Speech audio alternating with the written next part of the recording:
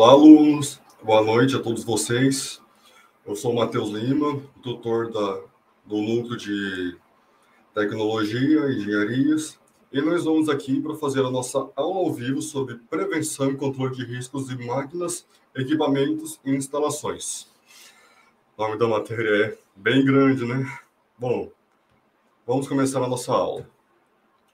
Vamos falar um pouco sobre o que foi abordado na disciplina em si: introdução, prevenção de controle de riscos em máquinas, controle de riscos, prevenção e controle, e equipamentos e processos industriais, área de utilidade, equipamento de proteção coletiva e equipamento de proteção individual, famosos EPIs. Vamos começar falando sobre a NR12. O que é a NR12? Ela descreve os requisitos mínimos de segurança em máquinas e equipamentos para que não haja riscos durante o trabalho. Mediante essa norma regulamentadora, essas medidas de proteção em máquinas, equipamentos e instalações seguem uma ordem lógica de ações voltadas a eliminar e reduzir os níveis de acidentes de trabalho ou doenças ocupacionais. Ou seja, essa NR12 vai dizer, pode fazer isso, não pode fazer isso, segue tal ordem para não dar um acidente, assim por diante. A operação de máquinas e equipamentos está prevista na norma regulamentadora 12, no item 16.1, em que devem ser executados por profissionais habilitados, qualificados, capacitados e ou autorizados. Eu separei um trecho da SNR da 12.16.1 para a gente ler junto. Até tirar minha cara da frente. Temos aqui o item 16 da NR12, falando sobre a capacitação. Item 12.16.1. Operação, manutenção, inspeção e demais intervenções em máquinas e equipamentos devem ser realizadas por trabalhadores habilitados ou qualificados ou capacitados e autorizados para esse fim. Falando em outras palavras, se você não atende nenhum desses requisitos, não rela. É para evitar acidentes, tá? Os trabalhadores envolvidos na operação, manutenção, inspeção e demais intervenções em máquinas e equipamentos devem receber capacitação providenciada pelo empregador e compatível pelas suas funções, que aborde os riscos que estão expostos e as medidas de prevenção existentes necessárias nos termos da SNR para a prevenção de acidentes e doenças. Vamos falar um exemplo aqui. Eu vou usar a minha área. Eu sou engenheiro eletricista. Digamos que ocorra uma falha elétrica no equipamento. Tem que ser uma pessoa capacitada para mexer com eletricidade e mexer com a máquina elétrica em si. E aí tem que ser uma pessoa também treinada, cujo treinamento for fornecido pela empresa. A capacitação deve. Aí temos uma lista de requisitos. Ocorrer antes que o trabalhador assuma a sua função, ser realizada sem ônus para o trabalhador, ter carga mínima definida pelo empregador, que garanta aos trabalhadores executarem suas atividades com segurança, sendo realizada durante a jornada de trabalho.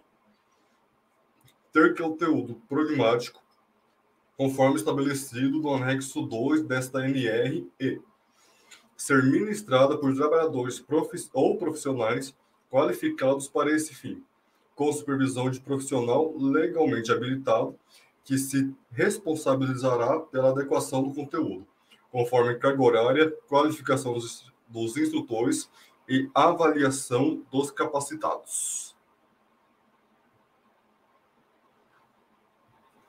Vamos falar um pouco sobre agora os princípios básicos de manutenção e prevenção de riscos de equipamentos em máquinas e equipamentos. Bom, alguns riscos comuns de serem encontrados nessas máquinas, estão listados acima, entre falhas de fabricação, instalações impróprias, manutenção imprópria, operação imprópria, ou até mesmo erro humano, erro de projeto. O que é a manutenção? A manutenção tem como... A manutenção é para manter o bom desempenho das máquinas e equipamentos, para manter o bom funcionamento do sistema produtivo da fábrica. Existem 5 tipos de manutenção: manutenção corretiva, preventiva, preditiva, manutenção produtiva total, também chamada de TPM, Total Productive Maintenance, e manutenção centrada na confiabilidade. Manutenção centrada na confiabilidade é uma manutenção corretiva, que pode ser planejada e também não planejada. Vamos falar um pouco sobre cada uma das manutenções. A manutenção corretiva é aquela de atendimento imediato à produção. O equipamento parou e a equipe de manutenção deve consertá-lo imediatamente para sanar a falta da produção. Ou seja, está lá a máquina funcionando, daí acontece algum erro que faz a máquina dar problema, mecânico, elétrico, enfim. Esse problema na máquina pode gerar um problema na produção, um atraso.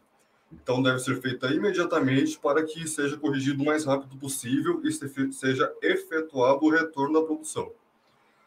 Manutenção corretiva planejada, conhecida também como programada, baseia-se na identificação prévia do problema antes do acompanhamento das máquinas. Ela é previsível e pré-determinada, onde os danos afetam a produção, mas são menores. Bom, é aquele negócio. Por ser planejada, dá para fazer um adiantamento do que poderá acontecer, como eu posso dizer, na produção em si.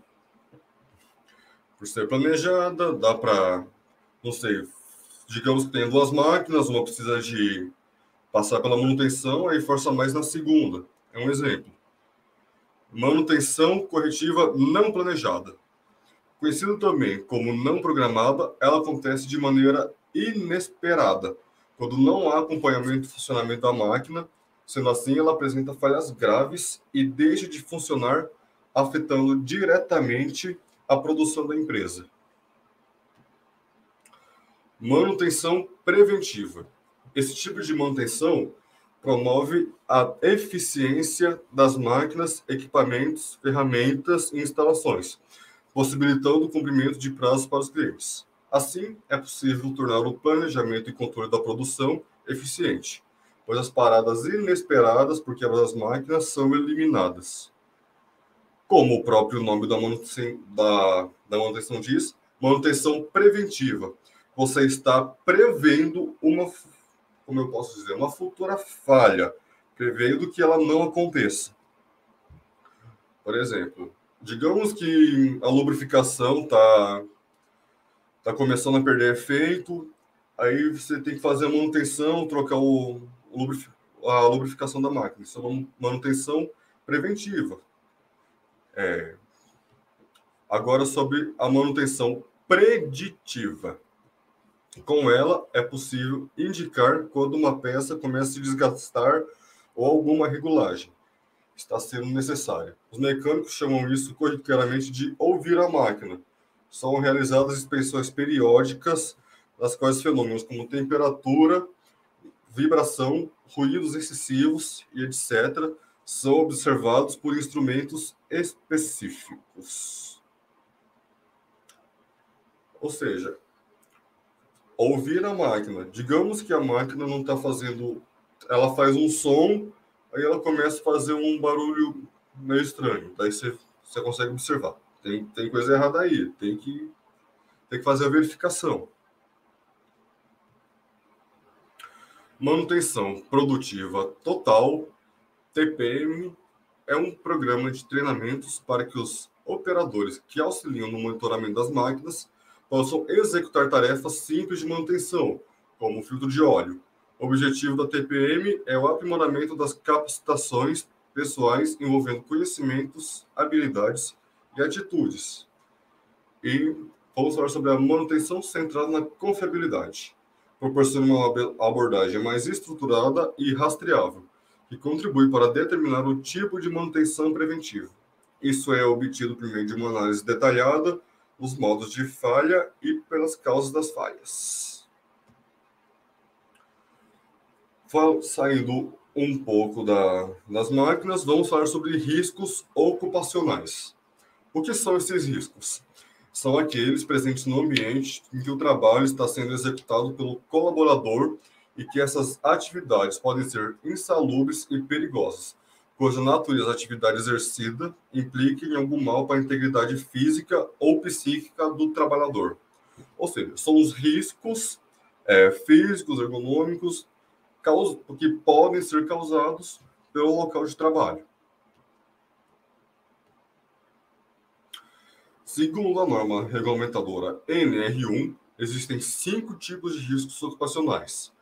Os mais comuns são, aí eu deixei o tipo de risco junto com a cor que ele é representado. Risco físico, representado pela cor verde. Considerados ruídos, vibrações, pressões anormais, radiações ionizantes, não ionizantes, umidade, calor e frio. Por exemplo, um frigorífico, pessoa que trabalha em frigorífico, tem risco ocupacional de frio. A pessoa que trabalha em aeroporto tem ruídos, vibrações toda hora, vindo de vários aviões diferentes, e assim por diante. Eu garanto que vocês conseguem pensar em algum trabalho que envolva algum tipo de risco físico. Risco químico. São os riscos vindos originalmente de manipulação de produtos químicos, os quais muitos deles são tóxicos, corrosivos, inflamáveis e irritantes aos olhos ou para o sistema respiratório e sistema nervoso. Dentro de agentes químicos, envolvem neblinas, poeiras, fumos, névoas, gases, vapores, que podem ser absorvidos pela pele ou inalados. Risco biológico. São aqueles capazes de provocar males à saúde. São eles vírus, bactérias, protozoários e fungos. E riscos de acidentes mecânicos. Esse risco você consegue pensar com alguém que trabalha em fábrica, que tem motor, equipamento pesado para todo lado. Bom, o que são esses riscos de acidentes mecânicos, representados pela cor azul? São condições físicas e tecnológicas indevidas, como máquinas ultrapassadas sem proteções, arranjos físicos inadequados, ferramentas danificadas, ausência de sinalização, falta de proteções individuais e coletivas. E temos também os riscos ergonômicos, representados pela cor amarela, que são aqueles que geram complicações fisiológicas e psicológicas. Exemplo, levantamento de peso, trabalho diurno e noturno, jornadas de trabalho prolongadas, e etc. Eu acredito que vocês se lembram da matéria passada, onde eu, junto com outro professor, fizemos uma live exclusiva falando desses riscos ocupacionais de ergonomia e segurança, e de ergonomia no trabalho. Foi levantado essas questões de riscos ergonômicos, até o jeito de sentar. Por exemplo, se você está meio curvado, isso aqui gera um risco para a ergonomia que a longo prazo pode causar problemas. Vamos falar um pouco sobre a NR10. O que essa norma trata? Para quem vai mexer com eletricidade, tem que estar antenado nessa norma regulamentadora. A NR10 aborda os parâmetros básicos para a implementação de medidas de controle e de sistemas preventivos destinados a garantir a segurança e saúde dos trabalhadores, que se envolvem direta ou indiretamente em instalações elétricas em serviço com eletricidade. Análise de risco em instalações elétricas. Ela visa antecipar e identificar possíveis riscos das atividades a serem desempenhadas, proporcionando a solução para o trabalho a ser feito com a maior segurança possível. A primeira regra da NR10 declara: observar como as tarefas são realizadas em campo e não como está previsto no procedimento. Essa norma é importante, pois permite ao profissional especializado verificar os desvios ocorridos no ambiente e suas possíveis consequências. Vamos falar um pouco sobre essas possíveis consequências. Digamos que eu vá lá fazer a manutenção em uma máquina. Qual é o correto? A máquina tem que estar aterrada, tem que estar usando luvas para proteção de choque e vários outros EPIs. Mas vamos focar só nesses dois. Digamos que eu esqueça esses dois fatores. A máquina não esteja aterrada, eu não esteja usando luva e nem calçado de proteção adequado. O que vai acontecer? Tem aqui a carcaça eletrificada. A partir do momento que eu relar nessa carcaça, vai passar uma corrente elétrica pelo meu corpo. Eu vou tomar um choque bravo. Então, tem que estar sempre atento a essas normas de segurança para evitar esse tipo de acidente, que vocês não vão querer levar choque. Existem algumas medidas de controle de risco elétrico que são grandes aliados na proteção de profissionais que interagem com a eletricidade, como o aterramento elétrico, que foi o que eu citei anteriormente, em que a corrente elétrica deve se desviar diretamente para a terra. Aterramento funcional, que garante o bom funcionamento do sistema elétrico. Aterramento de proteção. Esse aterramento visa a proteção contra choques elétricos e todas as massas e equipamentos metálicos de instalação são aterrados. E o aterramento temporário. O aterramento temporário consiste em um sistema complementar visando garantir a segurança dos profissionais que interagem com a eletricidade, composto por um kit de grampos condutores, conectores, especialmente projetados para isso. A NR10 não ensina o profissional a trabalhar com eletricidade. Ela ensina o profissional já qualificado, capacitado e habilitado a trabalhar com segurança. Riscos em instalações, serviços com eletricidade. Os riscos incluídos no treinamento com NR10. Riscos em instalações e serviços com eletricidade, técnicas de análise de risco, medidas de controle de risco elétrico, normas técnicas brasileiras, NBR 5410, NBR 14039, etc. As normas do TEM, NR10 e outras normas pertinentes. EPI e EPC, que são os equipamentos de proteção individual e equipamentos de proteção coletiva. Rotinas e procedimentos de trabalho, proteção e combate a incêndio e primeiros socorros. Vamos falar um pouco sobre os EPIs, os equipamentos de proteção individual. Esse equipamento tem como objetivo assegurar a integridade, saúde e segurança do trabalhador durante a realização de suas atividades. A norma regulamentadora que os rege é a NR06, o qual abrange as medidas que devem ser tomadas para a compra, distribuição e uso de equipamentos de proteção individual em uma empresa. Classificação dos EPIs. EPI para a cabeça, EPI para a proteção dos olhos e da face, proteção facial, máscara de solda, EPI para proteção aditiva, EPI de proteção respiratória, EPI de proteção para o tronco, EPI para membros superiores.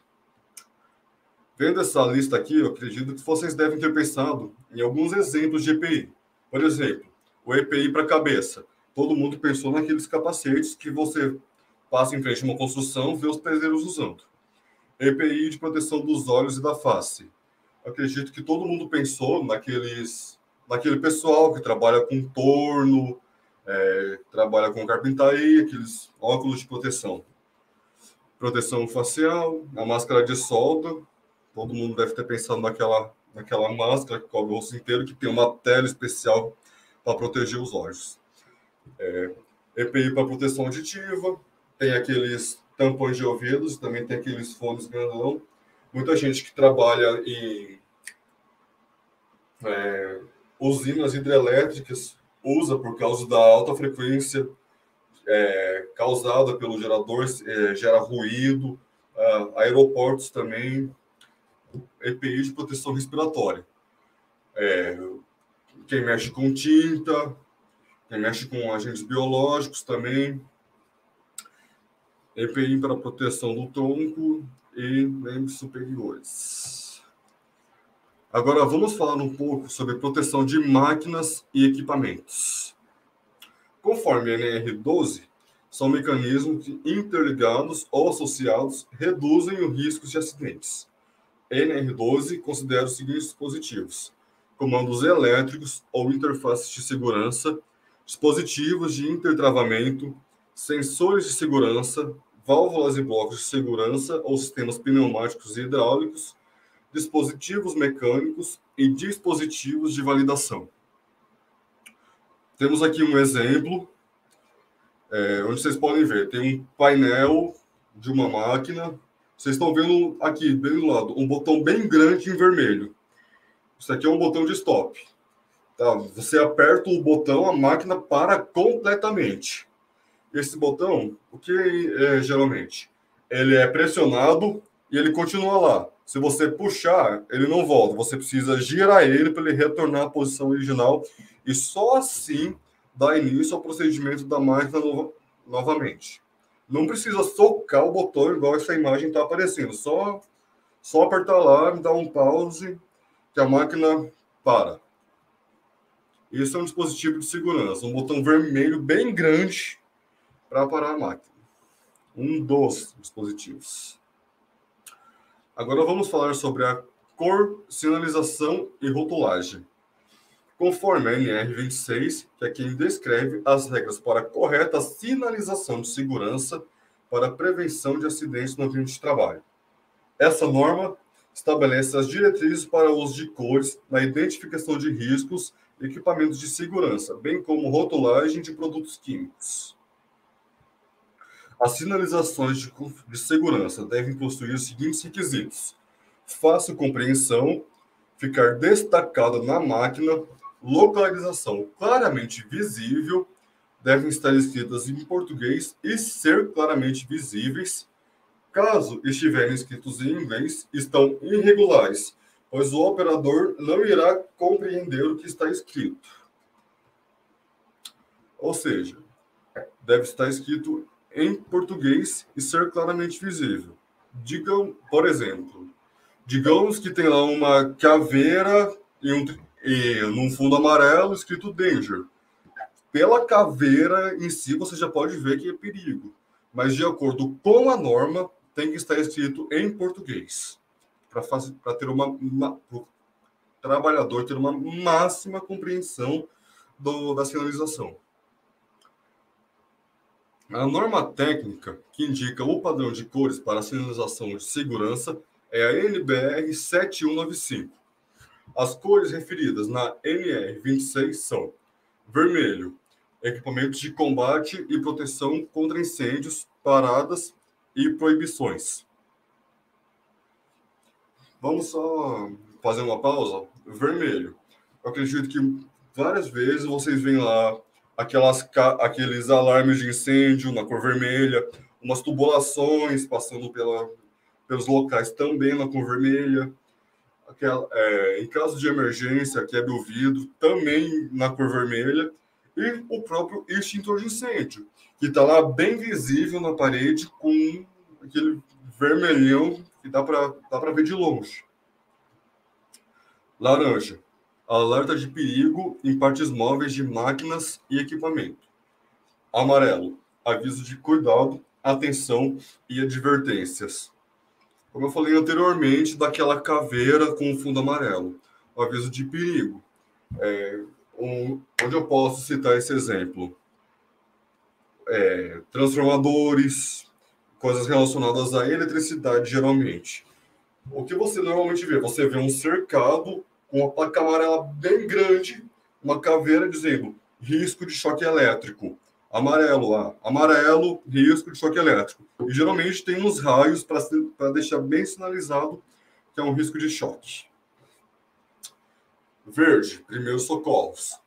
Azul, indica obrigações, uso de EPI.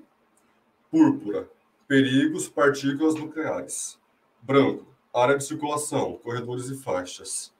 Preto, coletores de resíduos que não têm origem hospitalar. Principais EPCs.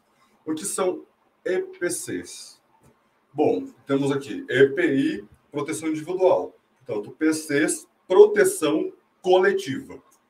Temos placas de sinalização, sensores de presença, cavalete, fita de sinalização, chuveiro, lava-óleos, sistema de ventilação e exaustão, proteção contra ruídos e vibrações, sistemas de iluminação de emergência, proteções móveis e proteções fixas.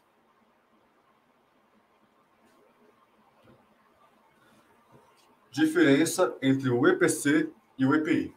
EPC é um equipamento de proteção coletiva, como eu falei anteriormente. Já o EPI é o equipamento de proteção individual. Enquanto cada trabalhador deve ter os EPIs necessários para o seu trabalho, que é de uso individual e intransferível, os EPCs ficam à disposição de todos, minimizando riscos ambientais e ocupacionais. Bom, gente, a nossa aula vai ficando por aqui. Eu agradeço a todos que ficaram. Lembrete, tá? A aula vai ficar gravada, então, caso tenha alguma dúvida, assista de novo, estudem bastante. Eu agradeço a todos por ficarem aqui, tá? E eu vou finalizar a nossa aula. Agradeço mais uma vez a todos por ficarem e nos vemos na próxima. Até mais.